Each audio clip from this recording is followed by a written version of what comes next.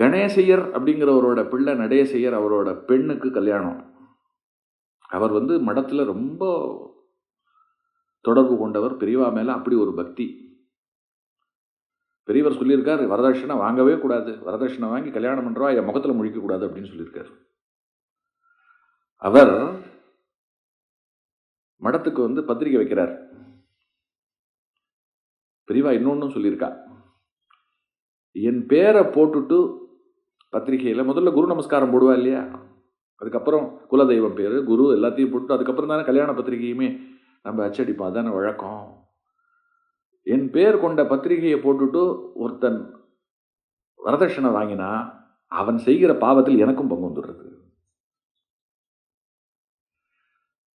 ஆகையினால அந்த பப்பா செய்யாதீங்கோ அப்படின்னார்.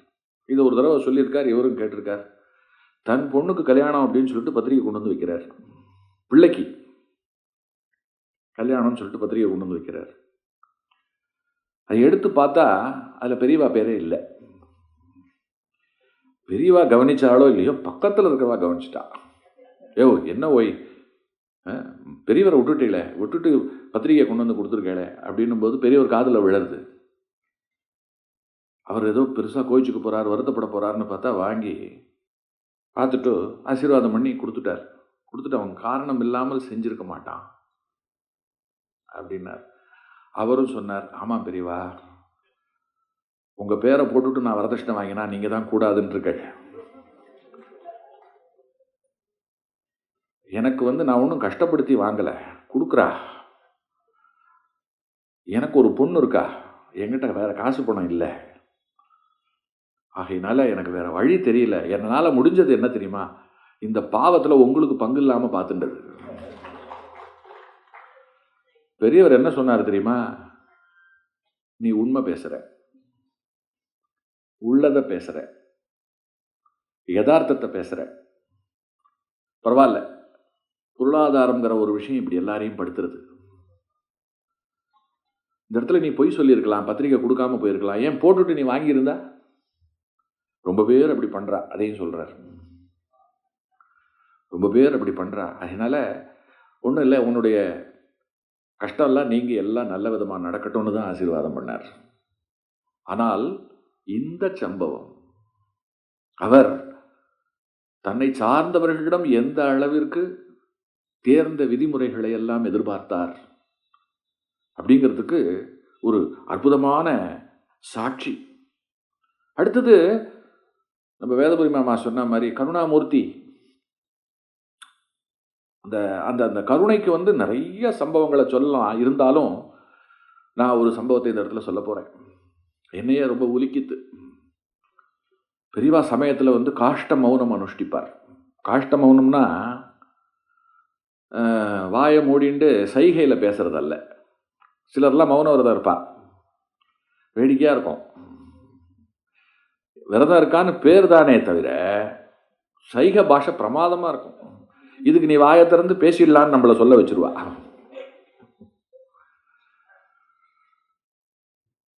காஷ்ட மௌனம்ங்கிறது மனதில் கூட எண்ணங்கள் இல்லாமல் இருப்பது, மனோநாசம் செய்து வாழ்வது. மனோநாசம் நம்மளாலாம் செய்யவே முடியாது. நம்ம என்னைக்காவது மனோநாசம் செய்யணும்னு போய் உட்காரும் பொழுதுதான் குமரி பெண்ணின் உள்ளத்திலே அப்படின்னு பாட்டு வரும். நம்ம காதுக்கு கேட்கணும்னே திருப்பி வைப்பான் ஒருத்தன். நம்ம என்னைக்காவது இன்னைக்கு கொஞ்ச நாளையாவது அழுத்தமாக இருக்கணும், யார்கிட்ட கவனம் இறுக்கமாக இருக்கணும் அப்படின்னு நினைக்கும் போது தான் ஒரு 10 பையன் பேசுறதுக்கு வருவான். நம்ம எண்ணம் அவனுக்கு தெரிஞ்சு, அன்னைக்கு வேடிக்கை என்னன்னா அவனுக்கு நம்ம வாயை திறந்து பதில் சொல்லி ஆக வேண்டிய ஒரு கட்டாயமும் அதில் இருக்கும். ஒரு படத்தில் கூட வடிவேல் காமெடி ஒன்று வரும், சும்மா இருக்கிறது அப்படின்னு. நீ சும்மா இருந்து பார் ஒரு நாள் அப்படின்னும் போது இருக்க முடியாமல் போய், அப்பா சும்மா இருக்கிறதுங்கிறது எவ்வளோ கஷ்டம் தெரியுமா அப்படின்னு சொல்கிற அந்த ஒரு வேடிக்கையான ஒரு விஷயம் இருக்கு. அந்த மாதிரி இது காஷ்ட மௌனம்னா அப்படியே எல்லாத்தையும் மறந்துட்டு அப்படியே இருக்கிறது. அவர் காஷ்ட மௌனத்தில் இருக்கும் பொழுது மற்றவா ஒத்துழைப்பு தரணும். என் வீட்டில் என்னுடைய பாட்டி விரதம் இருக்கும் பொழுது நான் மேலப்பட்டாலே போய் குளிப்பா. அப்போ நான் தீண்டத்தகாதவனா? அப்படி அல்ல.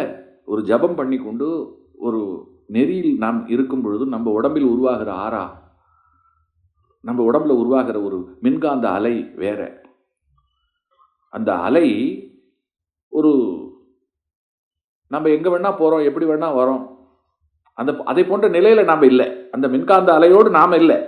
பலவிதமான எண்ண போக்கோடு பலவிதமான போக்கோடு இருக்கும். திடீர்னு போறோம், சைக்கிள் எடுத்துன்னு எங்கேயோ போறோம், பஸ் ஏறி எங்கேயோ போறோம், 100 பேரை பார்க்குறோம், பண்றோம், வரோம். அப்படிப்பட்ட நாம் அவர்களை தீண்டும் பொழுது அவர்கள் ஒரு கட்டுக்கோப்பாக, சாரம்னா என்ன கட்டுறது, சாரம் கட்டாம வீடு கட்ட முடியாது. வீட்டை கட்டி முடிச்ச உடனே சாரத்தை பிரிச்சுருவோம். சாரம் தான் முதல்ல. ஆச்சாரம்னா ஆண்டவனுக்கான சாரம், ஆண்டவனை அடைவதற்கான சாரம். நான் சாரம் கட்டி பயிற்சி எடுக்கிற வீட்டை எனக்குள்ள நான் கட்டிக்கிறேன். நான் ஒரு தேர்ந்த நிலையை தொட்ட உடனே எனக்கு இந்த ஆச்சாரங்கள் தேவையில்லை. அப்ப நான் பாடுவேன், மனமது செம்மையானால் மந்திரம் ஜெபிக்க வேண்டாம் அப்படின்னு. அப்ப நான் பாடலாம், இப்ப பாடக்கூடாது. அதுக்குத்தான். அதனால யாராவது தீண்டிட்டா அவ டிரான்ஸ்பார்மர், நமக்கு கண்ணே போயிடும். அவ என்ன தீண்டாதேன்னு சொல்றது அவ குளிக்கிறதுக்காக தயங்கிண்டு மட்டும் அல்ல, உனக்கு ஏதாவது ஆயிட போறது. ஏன்னா எத்தனை பரம்பரை தொடர்ச்சி யோசிங்க, எத்தனை பரம்பரை. 48 நாள் விரதம் இருக்கிற நமக்கே என்ன செருக்கு. 48 நாள் அப்படியே நம்ம இருந்துட்டோம்னா நம்ம மேல நமக்கு எவ்வளவு பெரிய மரியாதை வருது யோசிச்சு பாருங்க. சபரிமலைக்கு மாலை போட்டு விரதம் இருக்கோம், அப்படி போயிட்டு வந்ததுக்கு பிறகு என்ன ஒரு இது, என்ன மோசமான கேரக்டரா இருந்தாலும் சாமின்னு கூப்பிட்டு மரியாதை கொடுத்துடுறோம். அப்படி கொடுக்குறாங்கிறதுக்காகவே மாலை போட்டுக்கிறவா எத்தனை பேர். பரவாயில்ல, இப்படியாவது வா, பக்திக்குள் விழு. நீ மலம்னு நினைச்சிட்டு சந்தனத்தை தொடறதுனால அது மாறிடாது, அது வாசனை தான். நீ எப்படி நினைக்கிறேங்கிறது முக்கியம் இல்லை, அது தன் குணத்தை உனக்கு காட்டிடும். அதனால இங்கே அந்த அந்த ஆச்சாரம் அப்படிங்கிற ஒரு விஷயத்துல அவர் பிறருக்கும் பங்கம் வந்து விடக்கூடாது, தனக்கும் பங்கம் வந்து விடக்கூடாது அப்படின்னு அவர் ஒரு வாழ்ந்த நிலையில் மேற்கொண்டு இருக்கிற ஒரு விஷயம்தான் காஷ்ட மௌனம். அந்த மௌனத்தில் இருக்கும் பொழுது அவர் பாட்டு அமைதியா உட்கார்ந்துட்டு இருக்கும்போது எல்லாரும் பூஜை செய்வா, தரிசனம் பண்ணிட்டு போவா, குரு தரிசனம். பேச மாட்டா, சொல்லி அனுப்புவா, பெரியவா மௌன விரதத்தில் இருக்கா, தொந்தரவு பண்ணக்கூடாது அப்படின்வா. இந்த நிலையில் போர்க்களத்தில், யுத்த களத்தில் பணியாற்றி ஓய்வு பெற்றவர். யுத்தத்தின் போது குண்டு போட்டு கண்டு போயிடுத்து ஒருத்தருக்கு, அவர் பேர் சங்கரன். அவர் பரமாச்சாரியார் மேல அவ்வளவு பக்தி. அவர் பரமாச்சாரியாரை தரிசனம் பண்றதுக்கு வரார். அவரை கூட்டிட்டு வரா கையை பிடிச்சி, பெரியவா காஷ்ட மௌனத்தில் இருக்கார். அவரை கூட்டின்னு அப்படி முன்னால நிறுத்தவும் அது ஒல்லும் பார்த்துட்டு இருந்தவர் அவரோட பேச ஆரம்பிச்சிட்டார். ஒரே ஆச்சரியம். மடத்து மேலாளர் விஸ்வநாதையர் இருக்காரே, அவருக்கு என்னது மௌனத்தை இவ்வளவு சுலபத்தில் கலைச்சிட்டார், எப்படி ஒரு 4-5 நாளாவது போகும்னு பார்த்தா டக்குன்னு இவரோட பேசிட்டாரே அப்படின்னதுக்கு பிறகு போனதுக்கு அப்புறம் அவருக்கு ஆசீர்வாதம் பண்ணி எல்லாம் அனுப்பிச்சதுக்கு பிறகு சொல்றார், அவனுக்கு பார்வை தெரியாது, தெரிஞ்சா என்ன தரிசனம் பண்ணுவான், அவனுக்கு குரல் தான் நான். இவன்கிட்ட பேசி இவனை திருப்திப்படுத்துறதை விடவா எனக்கு என்னோட தபஸ் பெருசு. போர்க்களத்தில் இந்த நாட்டுக்காக பாடுபட்டு கண்களை இழந்தவன் மனக்கண்ணால் என்னை பார்க்கறதுக்கு வந்திருக்கான். அவனுக்கு இப்ப காதுதான் கண். அதான் யோசிச்சேன், ஒரு சன்னியாசியா என்னை பலப்படுத்திக்கிறத விட, என்னோட ஆச்சாரத்தை விட இந்த மாதிரி இடங்களில் ஆச்சாரத்தை தளர்த்தி கொள்வதில் பிழை இல்லை, ஆச்சாரத்தை தொடர்ந்தால்தான் பிழை. அதான் பெரியவா. ஒரு ஊருக்கு போயிட்டு இருக்கா, போய் சேர வேண்டிய ஊரில் எல்லா விதமான ஏற்பாடுகளும் செய்யப்பட்டிருக்கிறது. டயத்துக்கு போனோம், அங்க போய் நிறைய பூஜை புனஸ்காரங்கள் இருக்கு. பெரியவர் நடந்தார்னு வச்சுக்கோங்களேன், விறுவிறுன்னு நடப்பார், நம்மளாலாம் நடக்க முடியாது அந்த மாதிரி கூட. சொன்னபடி கேட்கும் உடம்பு. அப்படி அப்படி மடக்கி உட்காருவார். குக்குடாசனம் அவர் போட்டார்னா அவ்வளோ ஒரு கொக்கு நிற்பதை போல். கோழி இருக்கு இல்லையா, அதை நிற்கிறதுக்கு பேர் தான் குக்குடாசனம்னு பேர். 2 காலை அப்படி மடக்கி அப்படி வச்சு அப்படி டடக்குனுவார். இத்தினோண்டு இடத்துலலாம் சுருண்டு படுத்துருவார். இதெல்லாம் கிடையாது. அவருக்கு ரொம்ப பிடிச்ச இடம் எது தெரியுமா? மாட்டு கொட்டா. மாடு சாணி போட்டு கோமியம் இருக்கு, அந்த பக்கம் புல்லு அது இதுவுமா இருக்குன்னு வச்சுக்கோங்க. சின்ன லேசா நிழல் இருந்தால் அப்புறம் விறுவிறுன்னு வந்து பசுமாட்டை தொட்டு செவிச்சுட்டு அப்படி ஓரமாக உட்காந்துருவார். அதை விட எனக்கு ஒரு பெரிய உலகத்திலேயே கிடையாது அவரை பொறுத்த மட்டும். அதே போல அவர் வந்துட்டு இருக்கார். இப்படி வந்துட்டு இருக்கும்போது ஒரு சேரி பகுதி, அந்த ஊர்ல மழை பெஞ்சே ரொம்ப நாள் ஆச்சு, காஞ்சி கிடக்கிறது. அந்த ஊருக்குள்ள டப்புன்னு நுழைஞ்சிட்டார். நுழைஞ்சா ஒரே ஜனங்க எல்லாரும் சுத்தி பார்க்கறான். அந்த ஊருக்காரா கொஞ்சம் கூட எதிர்பார்க்கவே இல்லை. சாமி அப்படியே ரோட்டோட அந்த பக்கமாக தான் போகும்னு பார்த்தா, என்ன இது எங்கள் ஊருக்குள்ளே இங்கே வந்துருச்சு அப்படின்னு சொல்லிட்டு விறுவிறுன்னு அந்த ஊரில் இருக்கக்கூடிய ஏதோ கிராம தேவதை கோயில் பூசாரி தலையாரி எல்லாரும் குடுக்குன்னு ஓடி வந்து, வாங்க சாமி அப்படின்ட்டு இப்படியே வந்து நிற்கிறான். இந்த குழந்தைகள்லாம் தலையை தேய்ச்சி நிற்கிறது. யாருக்கும் மேலே சட்டை இல்லை, கீழே வந்து பெண் குழந்தைகளுக்கு வந்து வெறும் அழுக்கு பாவாடை, அந்த ஊர் பசங்களுக்கெல்லாம் வெறும் டிராயர், அதில் பின்னாடி தபால் பையன்னு சொல்லுவோமே கிழிஞ்சு போய். ரொம்ப வறுமையில் இருக்கா, ரொம்ப நிர்கதியில் இருக்கா, மழை இல்லாமல் இருக்கா, வழிகாட்டுறதுக்கு ஆள் இல்லாமல் இருக்கா. அப்படியே எல்லாரையும் ஒரு பார்வை பார்க்குறார். பார்த்துட்டு இங்கே தங்கலாம் அப்படின்ட்டார். ஐயோ நம்ம அங்கே போனோம், அங்கே எல்லா ஏற்பாடும் பண்ணிட்டு இருக்கு, இது என்ன திடீர் ஏற்பாடு இங்கே பண்ணிட்டு என்ன பண்ணுற தெரியுமா? அடுப்பத்தை வச்சு பிரசாதம் ரெடி பண்ணுறேன், இல்லை இன்னைக்கு பூஜை இங்கே தான், எல்லாத்துக்கும் இங்கே விநியோகம் அப்படின்ட்டார். இப்போ டக்குன்னு 2 பேரை கூப்பிட்டு திருவாரூர் போகிற சந்தர்ப்பத்தில் தான் பக்கத்தில் என்ன ஊர் இருக்குது, துணி கடை இருக்குமா அப்படின்னு கேட்டு எல்லா தலையாளெல்லாம் எண்ணிக்கும். அத்தனை பேருக்கு இன்றைக்கி மடத்து சார்பாக வேஷ்டி துண்டு பாவாடை டிராயர் சட்டை எல்லாம் கொடுத்துட்டு தான் போகிறோம். நீ போகிற, நீ வாங்கிட்டு வர, கொடுத்ததுக்கப்புறம் தான் நான் கிளம்புவேன். அவர் அப்படி நான் அப்படின்ற வார்த்தையை பயன்படுத்தி ஒரு வார்த்தையை சொல்லிட்டான்னா அவளுக்கு தெரியும்.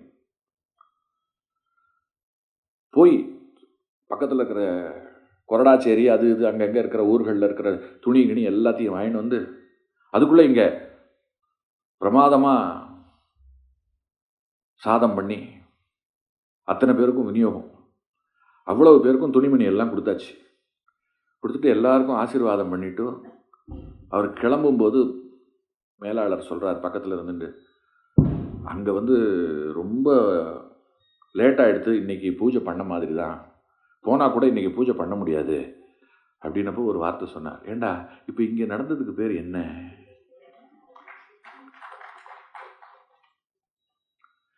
ஜெகத்குரு தானே. எங்கேயாவது பேதம் பார்த்தாரா, வேற்றுமை பார்த்தாரா? ஒரு விவசாயி பெரியவரை பார்க்க வந்துட்டு எல்லாரும் விழுந்து விழுந்து சேவிக்கிறா, அபிவாதை சொல்கிறதெல்லாம் பார்த்துட்டு என்ன அவங்க சொல்கிறாங்க அப்படின்னு, இது பிராமணர்களுக்கு விதிக்கப்பட்ட வழக்கம்.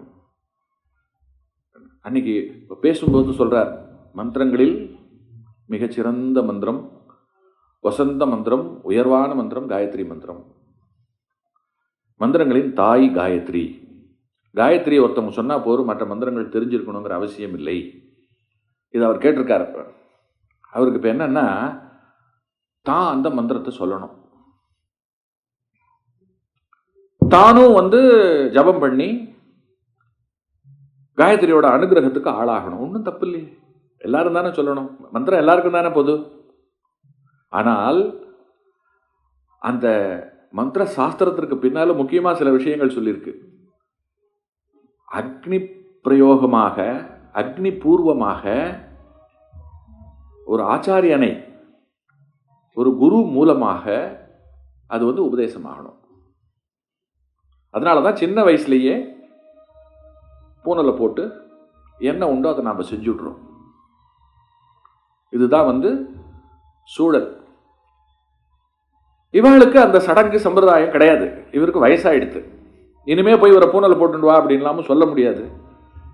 அக்னி பூர்வம் இல்லாதது, அதனால நான் உனக்கு சொல்ல முடியாதுன்னு ஏன்னா ஆசையா கேட்கிறார், மனசார கேட்கிறார், நான் வந்து பண்ண விரும்புறேன் அப்படின்னு சொல்லிட்டு ஆசையா கேட்கிறார். என்ன பண்ணலாம்? இவர்கிட்ட போய் நான் இப்படி எல்லாம் சொன்னேன்னா என்ன சொல்லுவா? தட்டி கழிக்கிறாங்க, அவங்க தங்களுக்குன்னு மட்டும் வச்சுக்கிறாங்க. இந்த மாதிரி ஒரு குதர்க்கமான கருத்துக்கள் வருவதற்கு இடம் இருக்கு. பெரியவர் அதெல்லாம் பார்த்தார், அதெல்லாம் ஒன்றும் பண்ணல. உனக்கு காயத்ரி சொல்லணும், காயத்ரிக்கு உண்டான அந்த மந்திரம் இருக்கு இல்லையா, அதற்கு உண்டான பலாபலன்கள் உனக்கு வரணும், அவ்வளோதானே. உனக்கு எத்தனை குழந்தை அப்படின்னு கேட்டார். 3 பெண் குழந்தை அப்படின்னார். அவளுக்கு என்ன பேர் வச்சிருக்கேன் அப்படின்னார். ஒருத்திக்கு பேர் சாவித்ரி, ஆஹா அப்படின்னார். இன்னொருத்திக்கு பேர் நலாயினி அப்படின்னார். 3ஆவதுக்கு இனிமே தான் வைக்கணும்னார், காயத்ரின்னு வை. டெய்லி காயத்ரி காயத்ரின்னு கூப்பிடு. ஒரு பிராமணன் மனப்புலன்களை அடக்கி அவன் அந்த மந்திரத்தை சொல்லி கிடைக்கிற பயன் இருக்க, அது உனக்கு இதன் மூலமாகவே கிடைத்துவிடும். என்ன அழகா, அதாவது எந்த அழகை நேர் செய்தல் அப்படின்னு பேரு. ஒரு நிறைய கட்டங்கள், இதை போன்ற நிறைய கட்டங்கள். ஒரு ஊர்ல இருந்து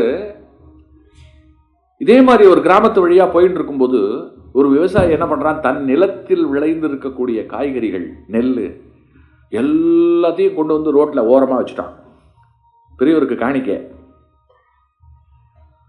சாமி, போன தடவை இந்த பக்கமா வந்துட்டு போகும்போது உங்க காலடி பட்டதுக்கு பிறகு அப்படி விளையுது, நீங்க வரீங்கன்னு தெரிஞ்ச உடனே உங்களுக்கு காணிக்கையா தரணும் அப்படிங்கிறதுக்காக நாங்க எங்க குலதெய்வத்துக்கு எடுத்து வச்சுட்டு தான் எப்பவுமே வியாபாரத்துக்கு போவோம், உங்களுக்கு எடுத்து வச்சிருக்கேன் அப்படின்னு சொல்லிட்டு வச்சுட்டா. அப்படி அவர் என்ன பண்ணார் தெரியுமா, அவன் ரோட்ல நின்றுட்டு இருக்கான், அவனை இவர் ஒரு 3 சுத்து சுத்தினார். சுத்திட்டு எல்லாத்தையும் மடத்துக்கு எடுத்துக்கோங்க அப்படின்னார். எல்லாத்தையும் எடுத்துட்டா. ஏன் சுத்தினார் தெரியுமா, அவனுக்கு பிரதட்சணம் தெரியாது. அவன் தர்சனம் அப்படின்னு சொன்னா முன்ன பின்ன எல்லாத்தையும் பார்க்கறது தான். அவனை கூப்பிட்டு நீ பிரதட்சணம் பண்ணுன்னு சொல்லி செய்யறதை விட நான் பிரதட்சணமா வரும்போது அவன் என் முதுகு எல்லாத்தையும் முள்ள எல்லாத்தையும் பார்த்துருவான் இல்லையா. என்ன பிரேமையா, என்ன ஆசையா அவன் தன் குருவுக்கு காணிக்கை கொடுத்துருக்கான். அந்த காணிக்கைக்கு அதுக்குண்டான அனுகிரகத்தை பண்ணணும் இல்லையா. பேதமே கிடையாது, துளி கூட பேதம் கிடையாது. கிட்டையும் சரி, கிறிஸ்துவர்கள் கிட்டையும் சரி, யார்கிட்டையும் பேதம் கிடையாது. ஒரு கிறிஸ்துவர் சொல்றார், நான் மதம் மாறிடலான் இருக்கேன் அப்படின்னும் போது ஏன்னு தான் கேட்டார். சரியான காரணம் சொல்லணும் அப்படின்னா, இல்லை எனக்கு உங்களுக்கு ரொம்ப பிடிச்சிருக்கு அப்படின்னார். அதெல்லாம் சரி, ஒரு வழியில நீ ரொம்ப தலைமுறையா வந்தாச்சு, எல்லா மத நூல்களும் நல்ல கருத்தை தான் சொல்லியிருக்கிறது. உங்க பைபிள்லையும் எல்லா நல்லதும் சொல்லப்பட்டிருக்கு, குர்ஆன்லையும் சொல்லியிருக்கு. அதனால இந்த மதமாற்றம் அப்படிங்கிறது இருக்கு இல்லையா, இது மனமாற்றம் மாதிரி கிடையாது. அவர் சொல்றார், சட்டையை மாத்திக்கிற மாதிரி மாற்றிக்கொள்வது அல்ல. உங்க ஜீசஸ் கிரைஸ்டுக்குள்ளேயும் கிரைஸ்டுக்குள்ள கிருஷ்ணன் தான் இருக்கான். இயேசுங்கிற வார்த்தைக்குள்ள ஈசா அப்படிங்கிற சப்தம் ஒளிஞ்சிருக்கு. அதனால உங்க பைபிளிலும் எல்லாம் சொல்லப்பட்டிருக்கிறது, நீங்கள் அதன்படி அந்த கிரமப்படி நடப்பதுதான் சரி. ஊக்கப்படுத்தல. ஒரு இஸ்லாமியர் அவரை தரிசனம் பண்ணிட்டு பேசும் பொழுது, எத்தனை வேளை தொழுக, 5 வேளை அப்படின்னு சொல்லும்போது 6 வேளையாச்சே. இல்லையே, எனக்கு தெரிஞ்சில்லைன்னு நள்ளிரவில் இருந்தது, காலப்போக்கில் மாறி எடுத்து போய் பாருங்களேன், வேதத்தில் உங்க வேதத்தில் சொல்லி போய் பார்த்தா இருக்கு.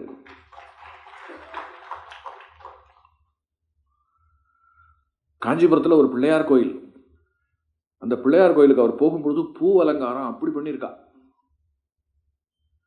பெரியவர் பார்த்துட்டு, இவ்வளோ அழகா இந்த சுவாமி மேல எவ்வளோ பிரீத்தி இருந்தால், இந்த கொண்டாட்டத்தில் எவ்வளோ லைப் இருந்தால் இந்த அழகு உருவாயிருக்கும். யார் பண்ணது அப்படின்னா, அந்த பூக்கடைக்காரர் ஒரு இஸ்லாமியர். அவரை கூப்பிட்டு நிறுத்தும் போது அவர் சொல்றார், பிரமாதமா பண்ணியிருக்கேன், இதுதான் தொழில். நான் ஏதோ ஒரு எனக்கு சம்பந்தம் இல்லாத இடத்துல நான் செய்கிறேன் அப்படிங்கிற அந்த எண்ணம் இல்லாமல், என்ன அற்புதமாக பண்ணியிருக்கீங்க, உங்கள் கைக்கு வளையல் செஞ்சு போடணும், காப்பு செஞ்சு போடணும், பாரபட்சமே கிடையாது.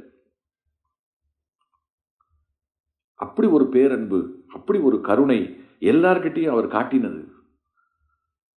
அதே போல அவருக்கு தெரியாத விஷயமே கிடையாது. எல்லா இடத்துலையும் அவர் பெரிய அளவில் விஞ்ஞானம், அணு விஞ்ஞானம் பேசுவார். சரித்திரம் பேசுவார், பூகோளம் பேசுவார், ஆங்கிலம் பேசுவார். அவருக்கு தெரிஞ்சிருக்கிற அந்த ஆங்கில வார்த்தைகளுக்குள்ள இருக்கக்கூடிய இந்த கிராமர், அதுக்கெல்லாம் ஏராளமான சம்பவங்கள். ஒன்றல்ல ரெண்டல்ல, அடிக்கின்றே போலாம். அசத்தி விடுவார். சன்னியாசி தானே, காவி கட்டின்னு உட்கார்ந்துட்டு இருக்கிறவர் தானே, 4 வேதத்தை தாண்டி இவருக்கு என்ன தெரியும் அப்படின்னு மட்டும் யாரும் நினைச்சு பக்கத்தில் போயிடவே கூடாது. எந்த லைப்ரரியில் போய் இத்தனை புஸ்தகங்களை இவர் படித்தார்? அந்த அளவிற்கு அவர். அதில் ஒரு தடவை அவர் பேசும்போது சொல்றார், இப்போ இது நம்ம நடந்துட்டு இருக்கிறது ஆனி, அடுத்து ஆடி. இந்த மாதத்திற்கு உகந்த விஷயங்களையும் நான் உங்களுக்கு சொல்லணும் பெரியவர் சொன்னதிலிருந்து.